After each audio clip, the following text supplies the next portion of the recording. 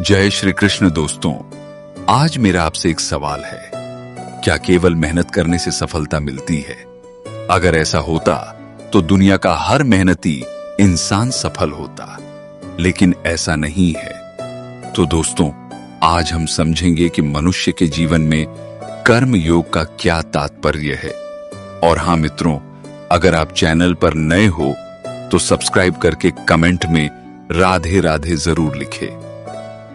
आइए अब जानते हैं, अगर कोई व्यक्ति दिन रात मेहनत करता है फिर भी उसे निराशा मिलती है, कोई ईमानदारी से अपना कर्तव्य निभाता है फिर भी उसे संघर्षों का सामना करना पड़ता है, तब मन में एक प्रश्न उठता है, क्या हमारी मेहनत व्यर्थ चली जाती है? क्या भगवान हमारे कर्मों को देखते नहीं? और यदि सब कुछ हमारे हाथ में नहीं है तो फिर कर्म करने का क्या अर्थ है? इन सभी प्रश्नों का उत्तर आज से हजारों वर्ष पहले कुरुक्षेत्र की रणभूमि में दिया गया था। वह उत्तर केवल अर्जुन के लिए नहीं था, बल्कि हर उस मनुष्य के लिए था जो जीवन में कभी न कभी भ्रम, भय, निराशा और असफलता का सामना करता है। यही उत्तर है कर्मयोग। कुरुक्षेत्र की धरती पर शंखनाद हो चुका था। दोनों ओर लाखों योद्धा खड़े थे। रथों की गर्जना, हाथियों की चिंगाड़, घोड़ों की टापें और वीरों की हुंकार पूरे आकाश को कंपा रही थी। यह केवल एक युद्ध नहीं था, यह धर्म और अधर्म के बीच अंतिम निर्णय का समय था। उसी रणभूमि में एक ऐसा योद्धा खड़ा था जिसका नाम सुनकर बड़े बड़े महारथी कांप उठते थे। वह था अर्जुन, जिसने अनगिनत युद्ध जीते थे, जिसकी धनुर्विद्या का कोई मुकाबला नहीं था। लेकिन उसी अर्जुन के हाथ अचानक कांपने लगे। उसका मुख सूख गया, शरीर शिथिल हो गया, उसकी आंखों में आंसू भर आए। उसने सामने देखा, वहां शत्रु नहीं थे, वहां उसके अपने थे।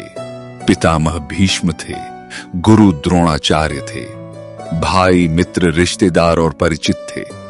अर्जुन का हृदय दया और मोह से भर गया। उसने श्री कृष्ण से कहा, मैं इन अपनों पर बाण कैसे चलाऊं?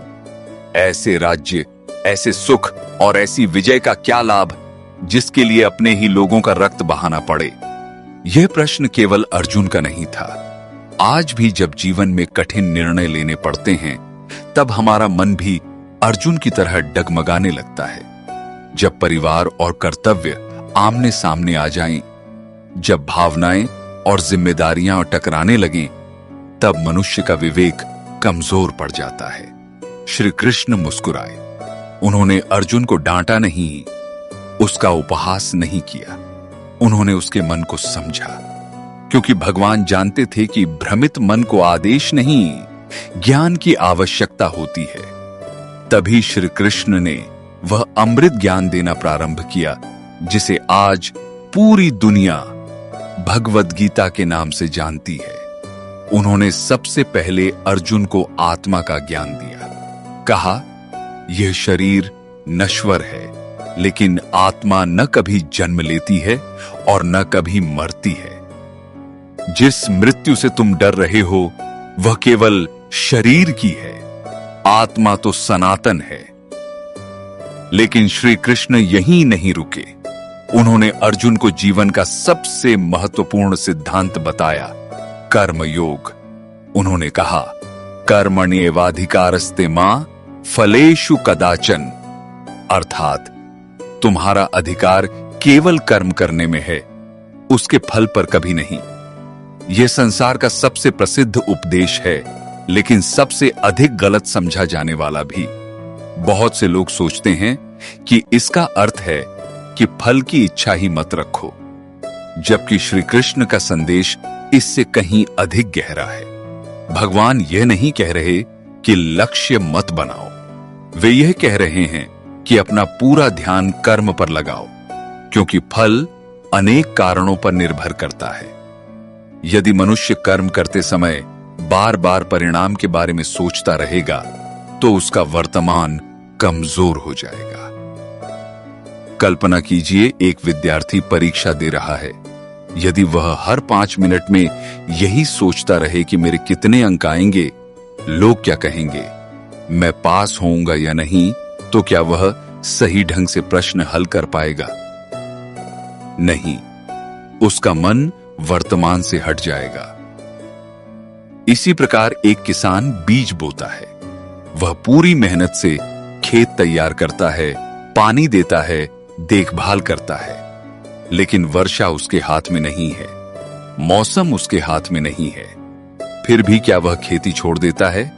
नहीं, वह अपना कर्म करता है। यही कर्मयोग है। कर्मयोग का अर्थ है पूरे समर्पण, पूरी ईमानदारी और पूरी निष्ठा से अपना कर्तव्य करना, लेकिन अपने मन को परिणाम का दास न बनने देना। आज अधिकांश लोग काम से नहीं, परिणाम की चिंता से थकते हैं। किसी को नौकरी की चिंता है, किसी को व्यवसाय में लाभ की चिंता है, किसी को परीक्षा के परिणाम की चिंता है, किसी को समाज क्या कहेगा इसकी चिंता है। धीरे धीरे चिंता मनुष्य की शक्ति को खा जाती है, वह वर्तमान खो देता है। श्री कृष्ण कहते हैं, जो वर्तमान में श्रेष्ठ कर्म करता है, भविष्य स्वयं उसके लिए मार्ग बनाता है। महाभारत में स्वयं श्री कृष्ण इसका सबसे बड़ा उदाहरण है। वे चाहते तो स्वयं शस्त्र उठा सकते थे, उनकी शक्ति के सामने कोई टिक नहीं सकता था, लेकिन उन्होंने अपना वचन निभाया। उन्होंने सारथी बनना स्वीकार किया। उन्होंने अपने कर्तव्य को महत्व दिया, अपने अहंकार को नहीं। सोचिए, समस्त ब्रह्मांड के स्वामी होकर भी यदि भगवान रथ हाँक सकते हैं, घोड़ों की लगाम पकड़ सकते हैं, धूल और पसीने के बीच खड़े रह सकते हैं, तो हमें अपने किसी भी छोटे या बड़े कार्य में शर्म क्यों होनी चाहिए? कर्म कभी छोटा या बड़ा नहीं होता, उसे करने का भाव बड़ा या छोटा होता है। यदि एक शिक्षक ईमानदारी से पढ़ाता है, वह कर्मयोगी है। यदि एक किसान पूरी निष्ठा से खेती करता है, वह कर्मयोगी है। यदि एक मां अपने परिवार की सेवा प्रेम से करती है, वह भी कर्मयोगिनी है। यदि एक विद्यार्थी पूरी लगन से पढ़ाई करता है, बिना शॉर्टकट के, वह भी कर्मयोग के मार्ग पर है। भगवान पद नहीं देखते, वे कर्म की पवित्रता देखते हैं। इसीलिए गीता का संदेश आज भी उतना ही प्रासंगिक है जितना कुरुक्षेत्र में था। आज युद्ध के मैदान बदल गए हैं, लेकिन संघर्ष वही है। आज हमारे हाथों में धनुष नहीं, जिम्मेदारियां हैं। आज सामने शत्रु सेना नहीं, बल्कि भय, आलस्य, क्रोध, लोभ, ईर्ष्या और असफलता का डर खड़ा है। हर सुबह जब हम अपने कर्तव्य के लिए उठते हैं, तब हमारा भी एक छोटा सा कुरुक्षेत्र शुरू होता है। प्रश्न यह है कि उस समय हमारे रथ का सारथी कौन है, डर या ज्ञान? यदि डर सारथी बन गया तो जीवन भ्रम में बीतेगा। यदि श्री कृष्ण का कर्मयोग सारथी बन गया तो कठिन से कठिन मार्ग भी सरल लगने लगेगा। यही कर्मयोग का प्रथम और सबसे महत्वपूर्ण संदेश है। कर्तव्य से कभी मत भागो, परिस्थितियां कैसी भी हों। अपने धर्म और अपने कर्म को ईमानदारी से निभाओ। परिणाम समय और ईश्वर पर छोड़ दो, लेकिन प्रयास में कभी कमी मत आने दो। कर्मयोग को समझना आसान है, लेकिन उसे जीवन में उतारना कठिन है, क्योंकि हमारा मन हर समय किसी न किसी फल से जुड़ा रहता है। यदि मेहनत कर रहे हैं तो तुरंत सफलता चाहिए। यदि किसी की सहायता की है तो बदले में सम्मान चाहिए। यदि प्रेम किया है तो बदले में प्रेम चाहिए। यदि पूजा की है तो तुरंत मनोकामना पूरी होनी चाहिए। यही वह बंधन है जिससे श्री कृष्ण मनुष्य को मुक्त करना चाहते हैं। उन्होंने अर्जुन से कहा कि कर्म ऐसा करो जैसे एक नदी बहती है। नदी यह नहीं सोचती कि उसका जल कौन पिएगा, कौन उसकी प्रशंसा करेगा और कौन उसे भूल जाएगा। वह केवल अपना स्वभाव निभाती है। इसी प्रकार सूर्य प्रतिदिन उदय होता है। वह यह नहीं देखता कि कौन उसकी पूजा करेगा और कौन उसकी उपेक्षा करेगा। उसका धर्म प्रकाश देना है और वह उसी में लगा रहता है। मनुष्य का भी एक धर्म है अपने कर्तव्य का पालन करना। जब हम अपने कर्म को पूजा मान लेते हैं, तब वही कर्म योग बन जाता है।